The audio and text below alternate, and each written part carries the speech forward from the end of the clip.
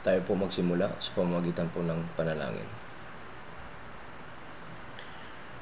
Aming Diyos na makapangyarihan at mabagin na siya ng lalang ng langit at lupa, Panginoon, maraming salamat po dahil po sa iyo kami po ay iyong niligtas sa pagkahamak sa impyerno. Kami noon po ay nabubuhay sa aming kalooban, sa aming kagustuhan. Bagamat kami po ay nalalaman namin na may Diyos, subalit hindi po ito sapat upang kami po ay makapunta sa iyong kaharian. Kayo po ay nahabag at bigyan po ng pagkakataon upang makapakinig po ng inyong salita at pinaunawa po sa amin ang tunay na ebanghelyo, ang kaligtasan, kaya kami po ay naging mga anak ng Diyos. Ngayon po ay patuloy po kami sa pag-aaral ng inyong salita.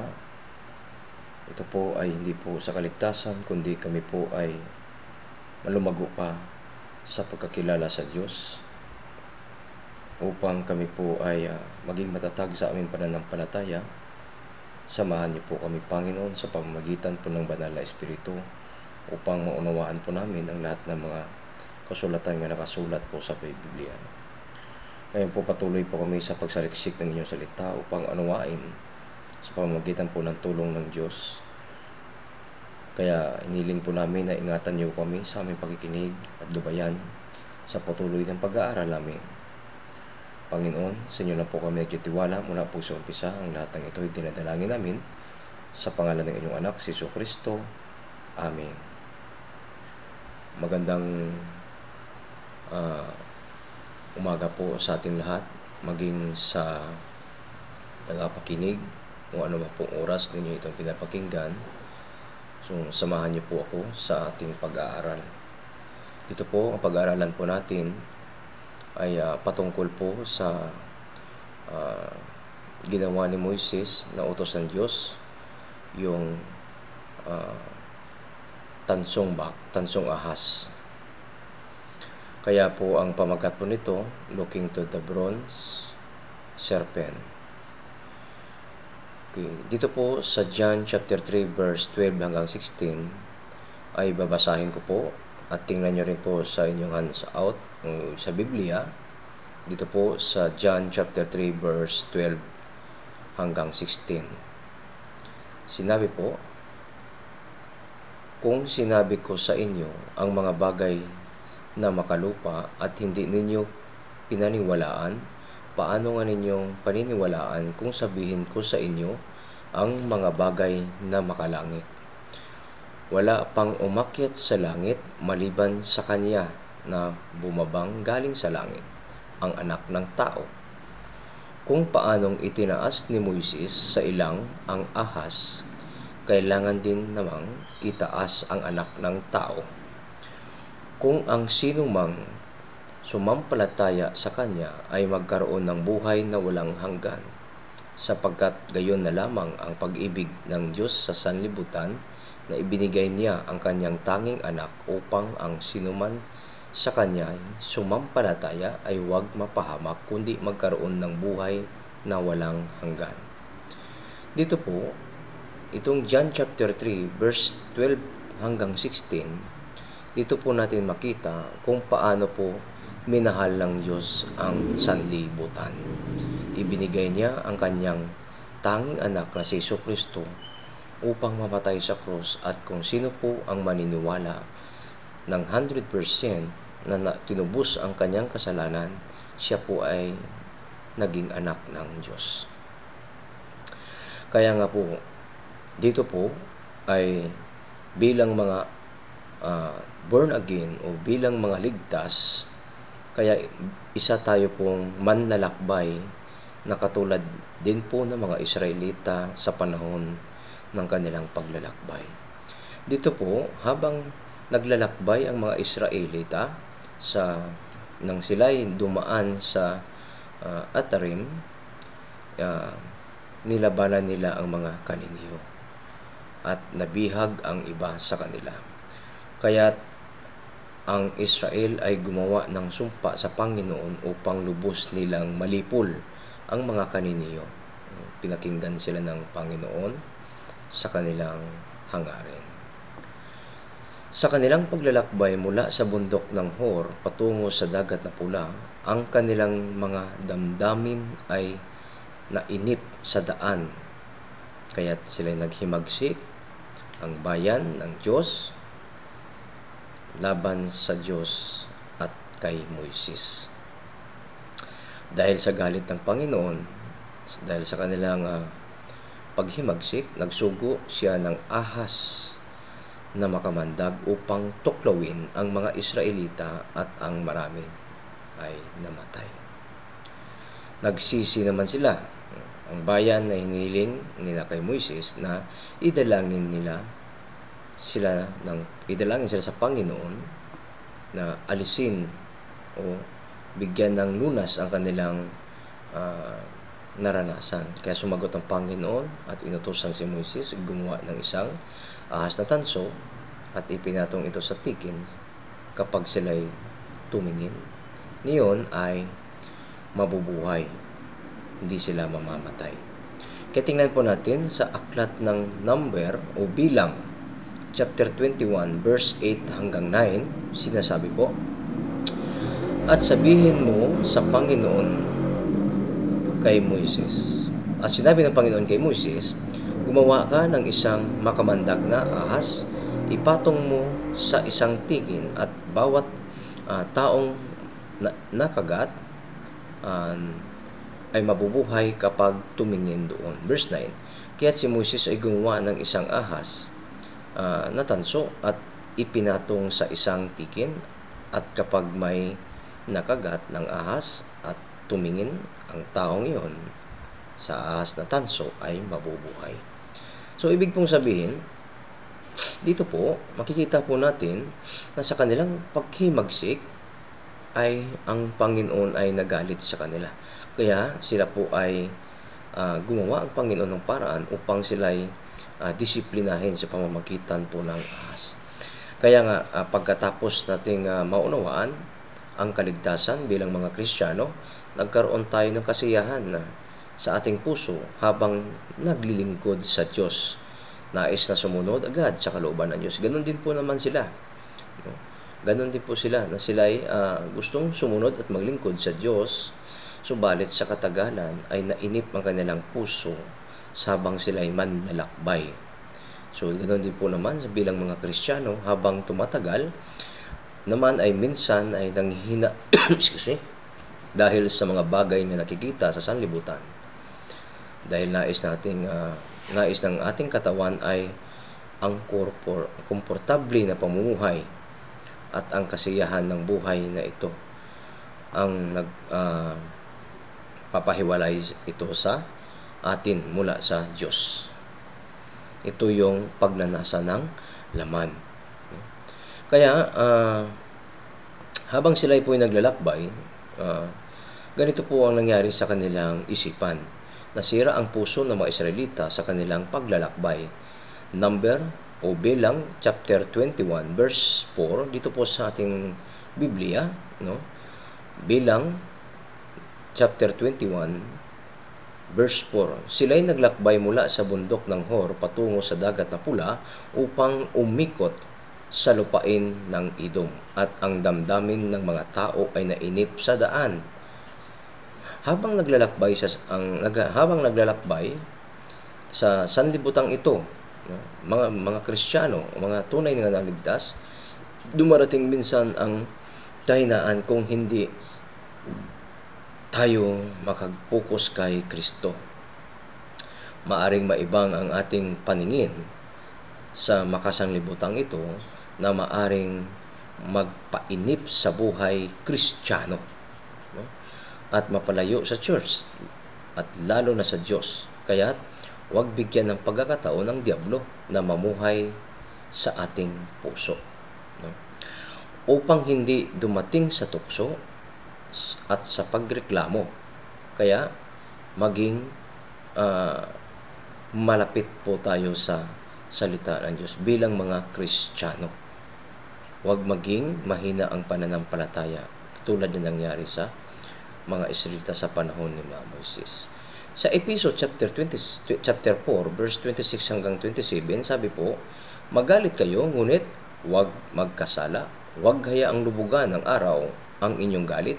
Verse 27, huwag bigyan ng pagkakataon ang diablo. Kapag ganito po ang nangyari, kapag nabigyan ng pagkakataon na ang diablo ay manirahan sa ating puso, so ano pong mangyari? Mainip po tayo sa ating pamumuhay bilang isang Kristiyano. Kaya mangyari, nagreklamo ang bayan laban sa Diyos at laban kay Moises. Sama ng loob nila. Sa Bilang chapter 21 verse 5, so sa ating mga Biblia po, Numbers chapter 21 verse 5, kung makita niyo po sa ating handout, tingnan niyo po, ang bayan ay nagsalita laban sa Diyos at laban kay Moises. Bakit ninyo kami iniahon mula sa Ehipto upang mamatay sa ilang, sapagkat walang pagkain at walang tubig, at ang kaluluwa namin ay nasusuya na sa walang kwentang pagkain ito. Nakita niyo po yung puso ng mga tao. No? Kung makita niyo po dito, hindi na nila naalala ang pag-ibig ng Diyos sa kanila. Kaya ang pumasok sa kanilang puso, puro reklamo at maling kaisipan ng mga tao laban sa Diyos at kay Moises. Hinamak at hindi pinalagahan ang mga kabutihang ginawa ng Panginoon sa kanila habang sila ay tinutulungan ng Diyos sa panahon ng kahirapan mula doon sa Egypt. Pagkatapos na maligtas, may mga dumarating na mga pagsubok sa pamumuhay bilang Kristiyanong ligtas. Maaring ito ang masasabi din natin bilang sa panahon po natin ngayon. Kung kailan naligtas ako, maraming problemang dumarating at kahirapan sa buhay. Sana hindi na ako sumama sa mga Bible seminar, hindi na sana ako naranasan ng mga problemang ito. Sabi ko dito, nasusuya ako sa dami ng problema. Kaya kung hindi natin tinanggap ang kaligtasan na may kagalakan at nagpapasalamat sa Diyos, maaring puro reklamo ang laman ng puso. Ang resulta ay pagsuway at kasalanan ito sa Diyos. Kapag nagkasala, may parusa o disiplina na nakaabang. Tulad na lamang po nangyari dito sa 1 Corinthians chapter 3 verse 13. Tingnan niyo po, 1 Corinthians chapter 3 verse 13, ang gawa ng bawat isa ay mahayag sapagkat ang araw ang magbubunyag nito, sapagkat ito ang mahahayag sa pamamagitan ng apoy, at ang apoy ang susubok kung anong uri ng gawain ang ginawa ng bawat isa. Karamihan sa mga naligtas ay bumabalik sa sanlibutan, nahihirapang mamuhay na may kabanalan sa Diyos. Kaya papasok ang karumihan ng pag-isip at pagrereklamo. Ito ang babala ng Diyos na nakalagay po sa aklat ng Ecclesiastes chapter 10 verse 20. Sinasabi po dito, Ecclesiastes chapter 10 verse 20, huwag mong sumpain ang hari kahit sa iyong isipan, at huwag mong sumpain ang mayaman kahit sa iyong silid tulugan, sapagkat isang ipon sa himpapawid ang magdadala ng iyong tinig, at ilang na nilalang na may pakpak ang magsasabi ng mga bagay na ito. Kaya nga po, bilang mga Kristiyano, ang masamang pag-iisip ay hindi mabuti sa paningin ng Diyos, at darating ang panahon na ito'y maihayag sa atin. Dahil sa paglapastangan nila kay Moises at sa Diyos, sila'y tatanggap ng parusa mula sa Diyos sa kanilang pagsuway. Kaya ang Diyos ay nagpautos ng makamandag na ahas upang sila'y madisiplina. Mga maling kaisipan ang parusa ng Diyos sa paghimagsik ng bayan, nagpadala ng makamandag na ahas. Dito po sa aklat ng Numbers, chapter 21, verse 8. Bilang 21, verse 8. Basahin din po natin ito ng sabay-sabay. Sige po, 1, 2, 3. Ang Panginoon ay nagsugo ng mga makawandag na ahas sa mga taong bayan at tinuklaw ng mga ito ang mga tao, kaya't marami sa Israel ang namatay. Kaya ang bawat reklamo habang naglalakbay ng mga Israelita, maging sa ating mga Kristiyano, ay may katapat na parusa. Hindi pinapalampas ng Panginoon ang bawat paghimagsik. No? Bawat paghimagsik. Ang pagpatuloy sa pagkakasala at hindi ito pinagsisihan, maaring parusahan ito na aabot sa kamatayan. Gaya na lang po sinasabi po sa aklat ng 1 Corinthians chapter 5 verse 5, ay ibigay ang kanyang tao kay Satanas na ikakawasak ng laman upang ang kanyang espiritu ay maligtas sa araw ng Panginoong Heso Kristo. Panginoong Hesus. Kaya po, ang paghimagsik kahit sa isipan ay hindi po maganda sa paningin po ng Diyos. Ang Diyos po ay alam po niya ang lahat. Kaya sa ating panahon ngayon ay sila yung ating naging halimbawa na mangyari din sa atin, no? Kaya sa panahon po natin ngayon, sinasabi po sa 1 Corinthians chapter 10 verse 9 hanggang 11 at 11, huwag nating tuksuin si Kristo na gaya ng pagtukso ng ilan sa kanila at sila'y pinuksa ng mga ahas. Ngayon po, sa verse 11, ang mga bagay na ito ay nangyari sa kanila bilang halimbawa at nakasulat bilang pangaral sa atin na dinatnan ng katapusan ng panahon. So, naging example po sila sa panahon na yon, sa kanilang pagsuway, at hanggang sa panahon natin ngayon, maaring mangyari din po ito sa atin. Yes, bilang mga anak ng Diyos, hindi po maaari tayong perfect na lagi ang ating buhay. Kaya, ang Diyos po ay laging nakaabang sa mga kanyang anak at ito ay tinutuwid pag nagkakamali. Sa patuloy na pagsuway sa Diyos, patuloy din tatanggap ng parusa, at kung ito'y hindi na kanyang tuwirin ng Diyos, ibinibigay niya kay Satanas upang wasakin ang katawang patuloy na nagkakasala. Walang mataitago sa Diyos. Lahat nating mga gawa ay mabuti man o masama, kasama masama, alam niya ito. Kaya tatanggap ng parusa sa ang mga makapagsuway. Ang Diyos ay bumubuhay at pumapatay. Nakalagay po sa aklat ng unang Samuel, chapter 2, verse 6. Ang Panginoon ay pumapatay at bumubuhay. Siya ang nagpapababa sa Siol at nag-aahon. Kaya dapat na agad pagsisihan ang mga kasalanan, huwag na i-enjoy. Huwag nang enjoy pa ang paggawa ng kasalanan upang huwag humantong sa malaking disiplina. Huwag pang humantong sa malaking disiplina. 1 Corinthians chapter 11 verse 30. 1 Corinthians chapter 11 verse 30, sabi po, dahil dito marami sa inyo ang mga mahihina at mga may sakit, at ang ilan ay namatay na dahil po sa mga pagsuway. Pinarusahan ang mga naghimagsik.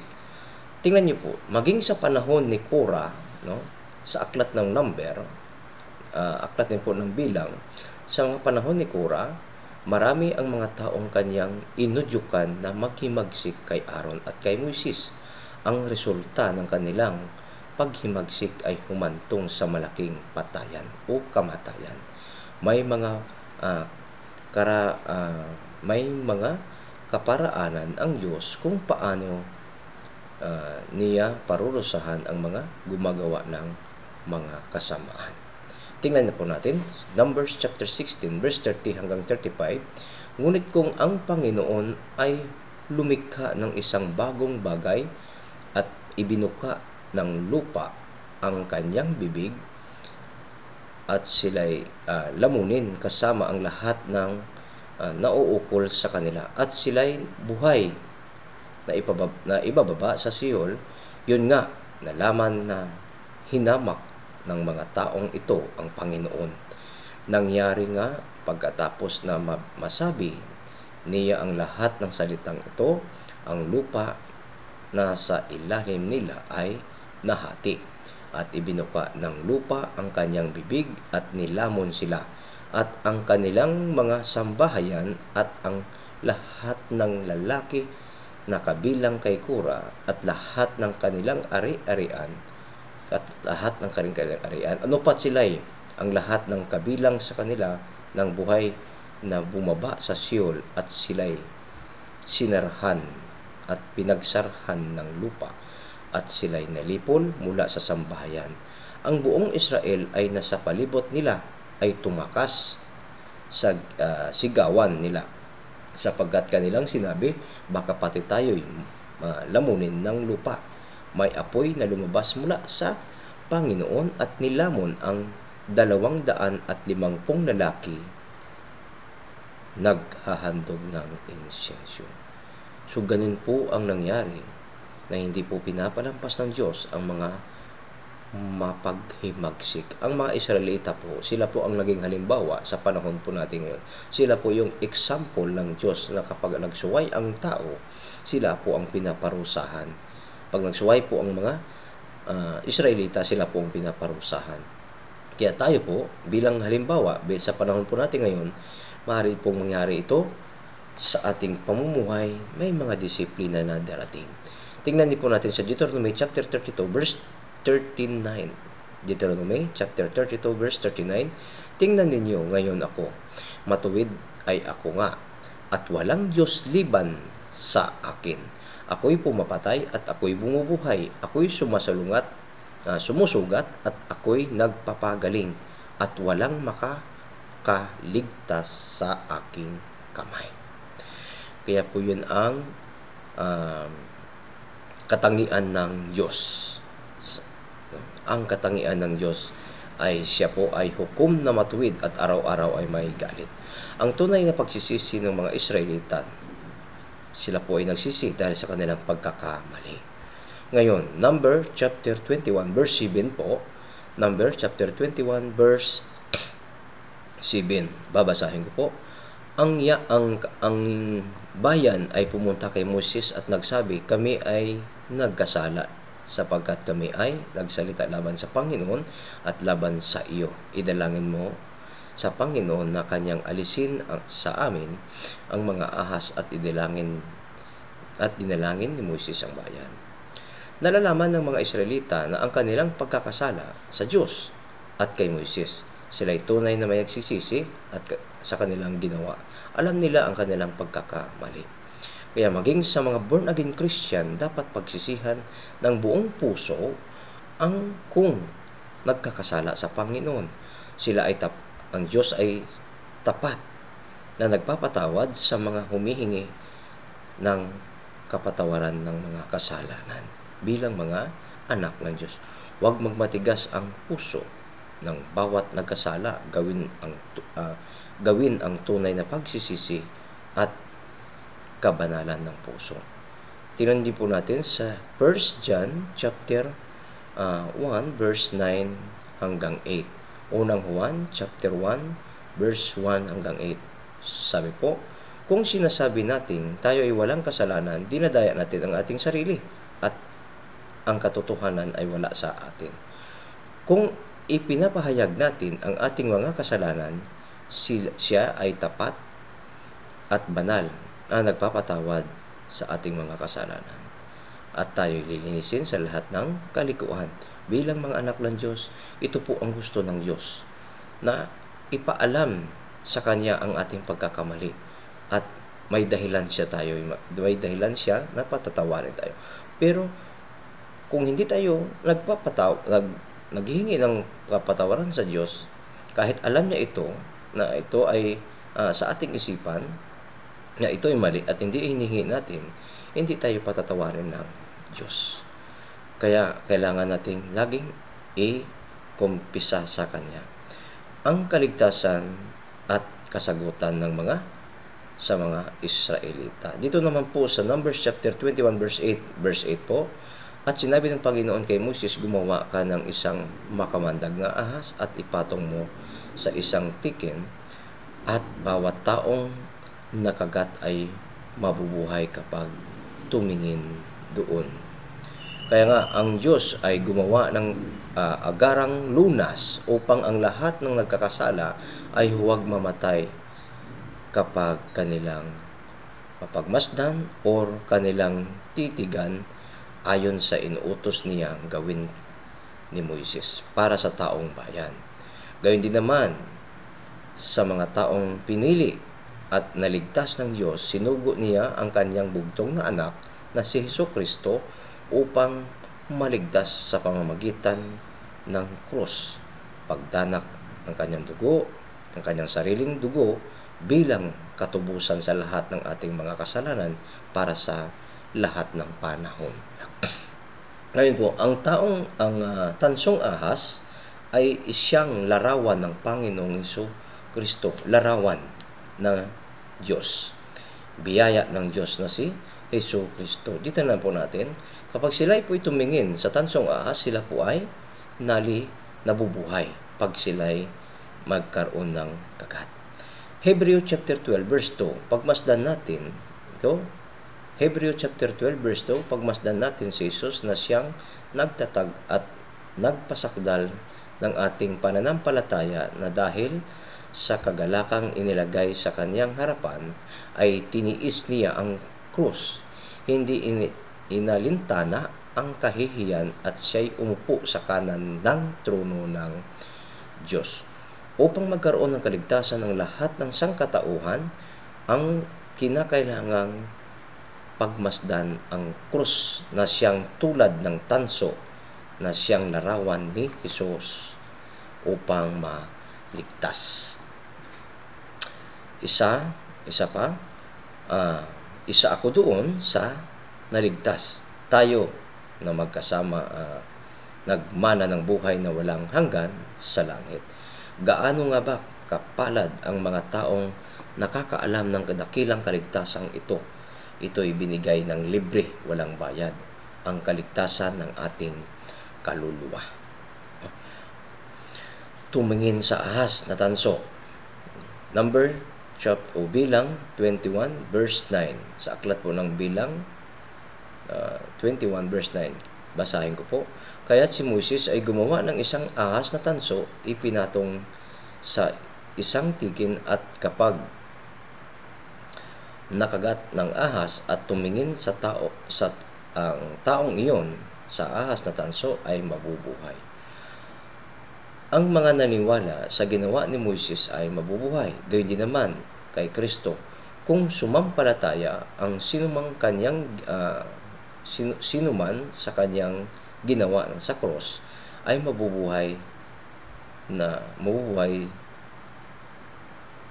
ng walang hanggang sa langit. Tapos, na ang pagliligtas ni Jesus ay nararapat lamang na sampalatayanan ang kanyang ginawa para sa ating upang maligtas.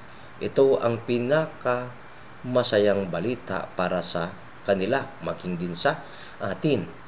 Gumawa ng isang tanso ng ahas at inilagay ito sa isang poste o isang tikin, at ang sinumang makagat kapag nakita niya ito ay mabubuhay. Ipinapakita ng ahas ng tanso na inilarawan si Jesus bilang isang puri, isang larawan sa panahon noon. Ang ahas na tanso ay ang tanging paraan ng kaligtasan ng Diyos sa panahon nila. Tingnan natin sa mga gawa, ito pong tumutukoy kay Hesukristo sa panahon po natin ngayon. Mga gawa, chapter 4 verse 12. Gawa, chapter 4 verse 12. Sabi po, walang kaligtasan kanino paman sapagkat walang ibang pangalan sa ilalim ng langit na ibinigay sa mga tao na ating ikaliligtas. Dito po, makikita po natin na walang iba po na maging si Jesucristo sa John chapter 14 verse 3, siya ang daan at ang katotohanan, at ang sino man sumampalataya sa Kanya ay magkaroon ng buhay na walang hanggan. Walang ibang makapunta sa Ama kundi sa pamamagitan niya. Kaya nga po, sa John chapter 3 verse 14 to 15, babasahin ko rin po. John chapter 3 verse 14 to 15. Kung paanong itinaas ni Moises sa ilang ang ahas, kailangan ding namang itaas ang anak ng tao upang ang sino mang sumampalataya sa Kanya ay magkaroon ng buhay na walang hanggan. Noong binihag tayo, nung hindi pa tayo na-save, hindi pa tayo naligtas, noong ay binihag tayo ng diablo, yung ahas, no? Subalit, namatay si Kristo para sa ikaligtas ng lahat. Kung matatag itong panghawakan at sampalatayanan, ang buong katotohanan ay mapalaya tayo mula sa pagkaalipin ng diablo. Kaya gaya sa pamamagitan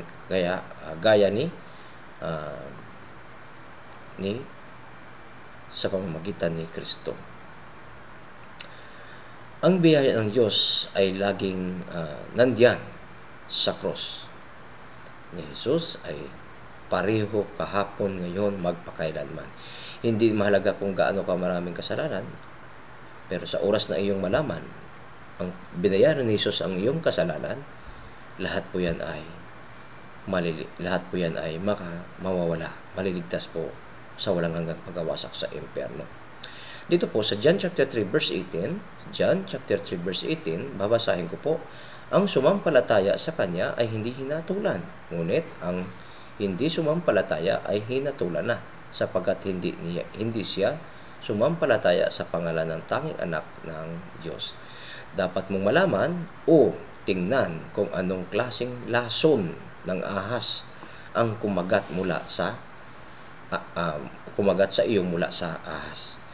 Kahit na kasalukuyang panahon ng buhay Kristiyano ay bahagyang kumakalat ang lason, dapat mo itong mabantayan sapagkat tiyak na makakamatay. Maging sa church, no? Maaari pong kumalat ang mga lason, no? O yung kapatiran na hindi po na maayos ang Christian life, no? Yan po ay nalalason at namamatay sa pamamagitan po nagpapakalat po nito. Kaya kung makagat ka nito, kung makagat ka ulit, kung magaling ka na, kailangan mong tumingin ulit, no? Tumingin muli. Anong ibig sabihin? Manatili sa salita ng Diyos habang nabubuhay ka bilang anak ng Diyos. Hindi ko alam kung may kumagat ulit pagkatapos ng makatanggap ng gamot. Kaya lagi ka dapat nagpapatingin o nagpapacheck, baka may lason na kumakalat. Ano pong ibig sabihin? Sa salita ng Diyos ay laging mong dapat i-check, tingnan ang iyong sarili sa harapan ng salita ng Diyos. Kailangan mong tingnan ng hindi lang 10 o hindi lang 100 pa ulit-ulit, kahit tingnan mong wala kang kagat, pero kailangan mo laging tumingin o lagi mong i-check ang buhay mo bilang anak ng Diyos. Walang iba pang kondisyon na ibinigay ang Diyos sa panahon nila niyon. Sinabi niya, kung titingnan mo lang, ito ay mabubuhay ka. Kaya, maging sa atin, nakatingin sa iyo ang Diyos at inaasahan niya ito, na dapat ay magbalik loob lagi sa Diyos bilang mga anak ng Diyos. Isaiah chapter 44, verse 22, kayo'y bumaling sa akin at kayo'y maliligtas. Sa lahat ng dulo ng lupa, sapagkat ako'y Diyos at walang ibang liban sa akin. Kaya, kung makita po natin dito, kung hindi ka tumingin sa cross sa lahat ng oras, ay maaring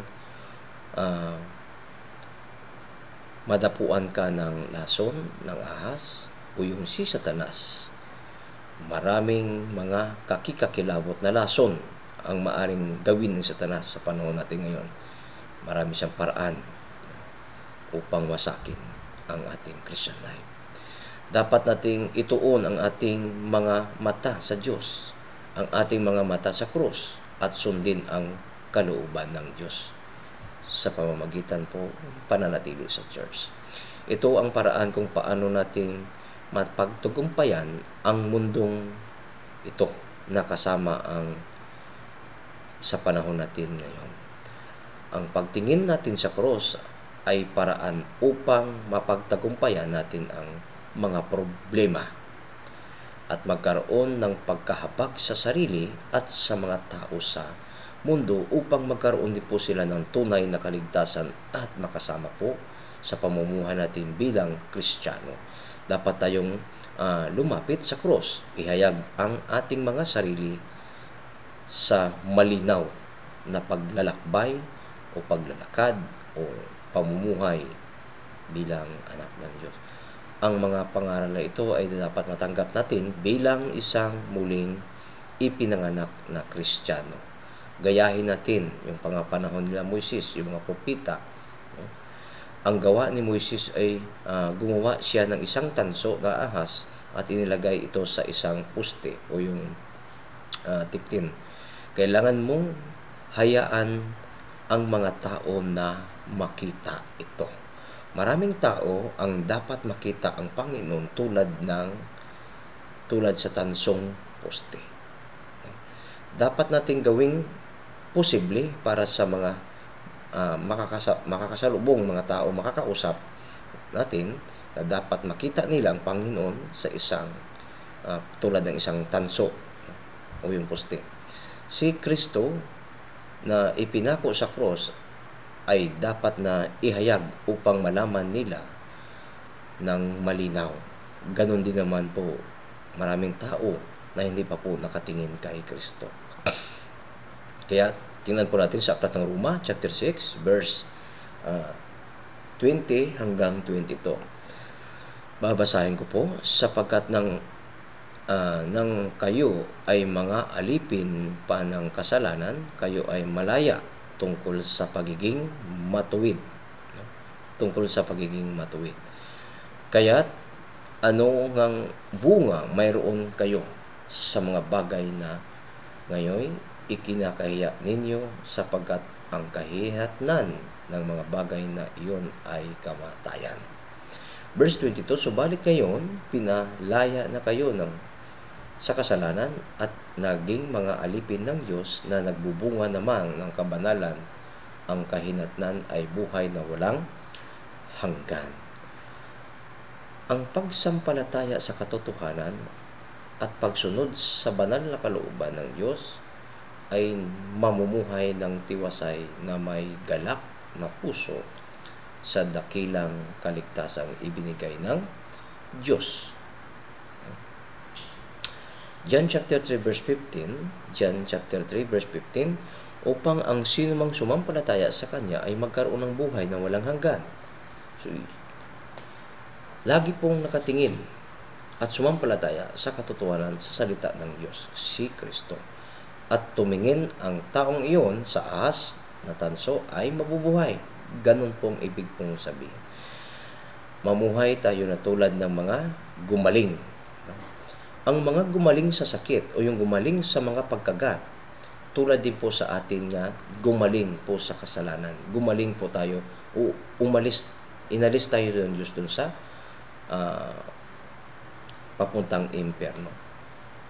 Kaya nga, hindi karapat-dapat na ang gumaling ay bumalik pa sa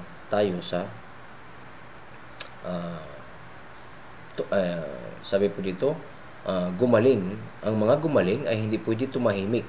Dapat ay magpapatotoo tayo na tayo ay tunay na gumaling o yung may tunay na kaligtasan. Na ipinanganak akong muli o ganito na ang buhay ko ay nagbago. Ganito na dapat makita. Parang gumaling mula doon sa sakit ng pagkatuklaw mula sa lason ng ahas. na ang isang namamatay na tao ay mabubuhay tulad nito. No? Sabi po, upang lumiwanag ang Ebanghelyo, hindi natin dapat hayaang matulog ang mga patutuong ito. Hindi dapat hayaang matulog ang mga patutuong ito. Kaya, napalaya sa pagkabihag tayo. Napalaya po tayo doon mula doon sa pagkagat ng ahas. John chapter 8, verse 32, John chapter 8, verse 32, at inyong malalaman ang katotohanan at ang katotohanan ang magpapalaya sa inyo. Alam na po natin ang katotohanan bilang mga Kristyano ay huwag na po tayong magpapadaya. Tayo rin noon ay binihag ng diablo, mga alipin ng sanlibutan, namumuhay sa sariling kalooban, namumuhay sa walang kasamang Diyos, na ito ay nagpatungo sa pagkawasak sa impyerno. Subalit, sa pamamagitan ng salita ng katotohanan, tayo ay napalaya sa pagkaalipin ng sanlibutan. Kaya gumawa tayo ng panunumpa, o gumawa din tayo ng panumpa, ang mga Israelita sa Panginoon. Kaya maaring minsan may dumarating na mga kahirapan o pagsubok sa buhay. Alam naman natin na walang pagsubok o kahirapan ang ibinigay ng Diyos na hindi makaya. Kaya dapat ay alam natin at malampasan ito at huwag ulitin hanggat maaari. Ang Panginoon ay nagbibigay ng kahirapan upang tayo'y masubok at maging matatag sa pamumuhay bilang mga anak ng Diyos. Kaya pinakinggan ng Panginoon ang hangarin ng kanyang mga anak ayon sa kanyang kalooban. Kaya yung mga Israelita, nakita nila ang kanilang pagkakamali, kaya nga po sila po ay nagsisi. Kaya sinagot din naman sila ng Diyos. Kaya sabi, tunay na pinapakinggan ng Panginoon kung buong puso itong panghawakan at hinihintay na may pagtitiis ang mga kasagutan mula sa Panginoon. Kaya't itong ibinigay kong buong puso, ito ay hinihingi na may pananampalataya alinsunod sa kanyang banal na kalooban. Kaya po ang pagtingin ng mga Israelita sa panahon ng tansong na ahas ay ito rin po ay pagtingin natin sa krus ni Jesucristo. Kaya bilang manlalakbay, mga Israelita po, sila po ay manlalakbay din. Huwag humantong sa pagreklamo ang pamumuhay bilang Kristiyano para hindi magkaroon po ng tulad sa nangyari po sa kanila. Diretso lang po habang tayo nabubuhay at sumunod po sa kalooban ng Diyos. Kaya naway itong pinag-aralan po natin ay lagi pong nakatingin sa kalooban ng Diyos upang ipaunawa ito sa atin. Malapit po sa salita ng Diyos. Okay, hanggang dito na lang po. Maraming salamat po at tayo po ay magpasalamat sa Diyos sa pamamagitan po ng closing prayer.